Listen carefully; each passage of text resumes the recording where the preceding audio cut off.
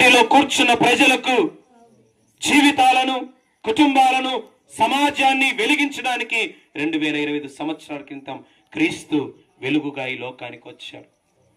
పాపమనే చీకటిలో ఉన్న మానవుణ్ణి పరిశుద్ధతతో వెలిగించడానికి ఆయన ఈ లోకానికి వచ్చాడు.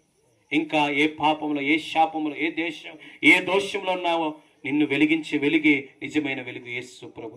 అలాగనే దుఃఖం అనే చీకటిలో బిక్కుమంటూ దుఃఖముతో, వేదనతో వెలబుచ్చుతున్న నీ జీవితాన్ని సంతోషం అనే వెలుగుతో వెలిగించడానికి ఆయన ఈ లోకానికి వచ్చాడు. చివరిగా నరకం అనే చీకటికి ప్రవేశించడానికి సిద్ధంగా ఉన్న నిన్ను పరలోకమనే వెలుగు వైపు నడిపించడానికి ఆయన ఈ లోకానికి వచ్చాడు. ప్రభా, నన్ను కూడా వెలిగించిన ఆయన.